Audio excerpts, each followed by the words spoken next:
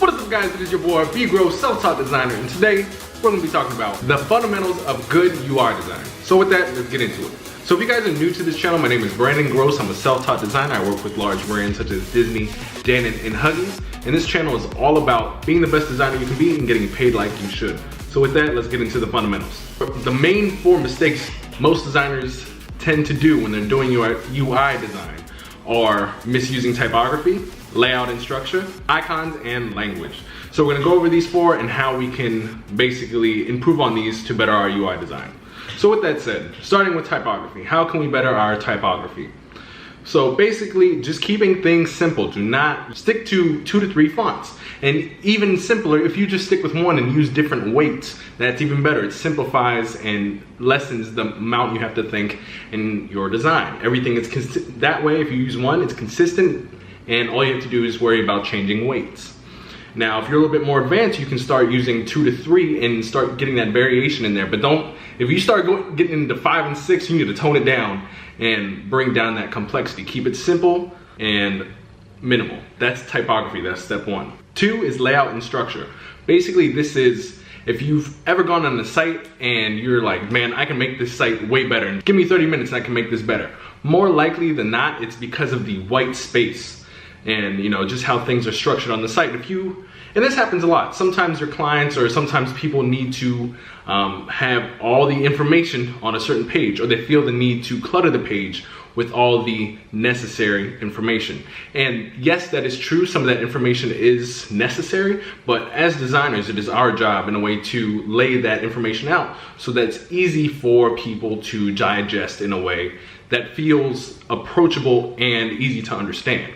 So that is our job. So we have typography, mastering typography in our projects, and then our layout and structure. So 3 is icons. Now it kind of goes with our 4th one, but I decided to separate the 2. So icons, how using icons help is they add aesthetic to a site, but they also communicate effectively in a short amount of time to your users what something does.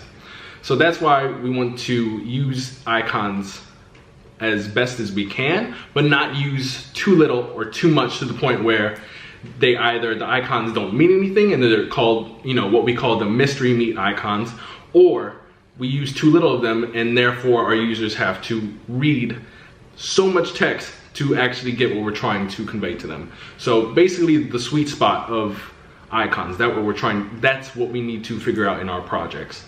And 4th is language. And the reason this is a huge thing is because, as you've seen on so many marketing or agency or just product websites, they have things like, they have the jargon in their industry technical terms. So when a user jumps onto their site and is trying to learn specifically what a product or service or business does, they have no clue what's going on because the company or the product or service is speaking in their own industry language, that when a user jumps onto their site, they have they may be within that space, but if they're reading what the business does in the business's own lingo, that's not good.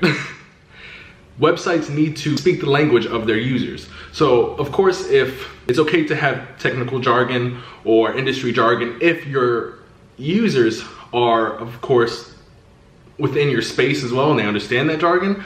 But if your users aren't those people, you need to have language that speaks specifically to them. So basically, say what you mean. That's why language is important.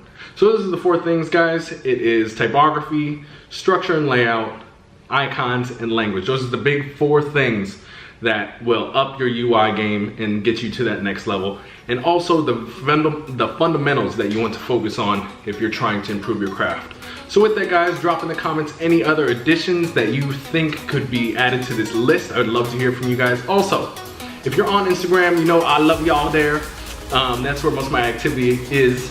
So drop your Instagram handle down below. I'll get in touch with you guys. I always love talking to you guys on Instagram.